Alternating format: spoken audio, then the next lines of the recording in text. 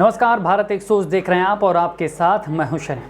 दोस्तों, समाजवादी विजय रथ लेकर अखिलेश मैनपुरी पहुंच गए हैं। अब उनका पड़ाव एटा की तरफ होगा। मैनपुरी में अखिलेश की रैली में भारी जनसैलाब देखने को मिला, लेकिन जिसे देखने का लोग इंतजार कर रहे थे वो था एक मंच पर अखिलेश और शिवपाल का होना। मैनपुरी में अखिलेश और शिवपाल तो एक साथ नहीं दिखे, लेकिन लोगों को इस बात का इंतजार है कि आने वाली रैलियों में दोनों नेता एक साथ जरूर होंगे, कार्यकर्ता एक साथ होंगे, झंडे भी होंगे और पोस्टर में दोनों नेताओं की तस्वीरें भी। दरअसल जिस मैनपुरी और एटा में समाजवादी विजय रथ अभी दौड़ रहा है उसे यादव बेल्ट कहा जाता है। यादव बेल्ट में शिवपाल के साथ दूरी का खामियाजा अखिलेश को 2017 में भुगतना पड़ा था। आपको बता दें, मैनपुरी और एटा में 4-4 विधानसभा सीटें।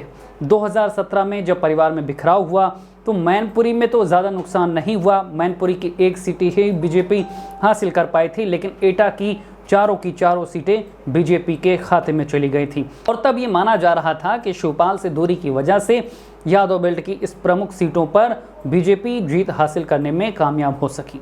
आपको बता दें, यादव बेल्ट में जो प्रमुख जिले आते हैं उनमें इटावा, कन्नौज, फिरोजाबाद, औरैया, फर्रुखाबाद, बदायूं, संभल आते हैं। इन जिलों में यादव मतदाता ही जीत और हार तय करते हैं, लेकिन शिवपाल यादव के अलग हो जाने के बाद मतदाता बढ़ गए, जिसका खामियाजा अखिलेश को भुगतना पड़ा।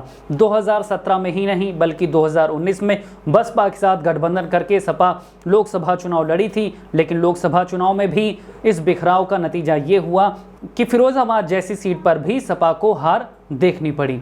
यानी जब शिवपाल और अखिलेश साथ होते हैं तो इस यादव बेल्ट में सपा का दबदबा देखने को मिलता है। मैनपुरी से ही मुलायम सिंह यादव सांसद हैं और मुलायम परिवार का दबदबा इन सारे जिलों में देखने को मिलता है, लेकिन परिवार में बिखराव के बाद बीजेपी ने मौका देखा और इनमें से ज़्यादातर जिलों में अपनी पैठ गहरी की।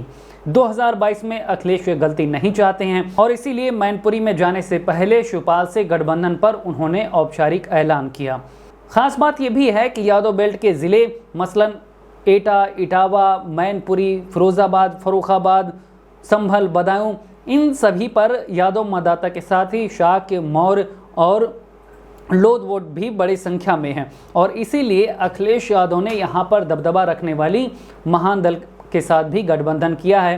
केशव देव मौर्य के साथ गठबंधन के बाद उन्हें ये समीकरण साधने में और आसानी होगी, लेकिन सबसे बड़ा फायदा शिवपाल से गठबंधन के बाद यादव बेल्ट में अखिलेश को मिलेगा। और आने वाली रैलियों में अगर चाचा शिवपाल आते हैं तो ये मैसेज नीचे कार्यकर्ता तक जाएगा कि अब शिवपाल और अखिलेश साथ हैं और जो कुनबा छिटक गया था, जो मतदाता सपा से दूर हो गया था, वो फिर से पार्टी में वापस आ सकता है। दोस्तों, यूपी की धुआंधार राजनीतिक खबरों के लिए भारत 100 को सब्सक्राइब जरूर करिए और बगल वाली घंटी जरूर दबाइए, क्योंकि अगर आप एक बार नोटिफिकेशन बेल दबा देंगे तो आपको हमारे नए वीडियो की सूचना बिल्कुल मुफ्त में मिल जाएगी और आप जब चाहे जानकारी से भरा वीडियो अपनी मर्जी के मुताबिक देख पाएंगे। चलते हैं। जय भीम, जय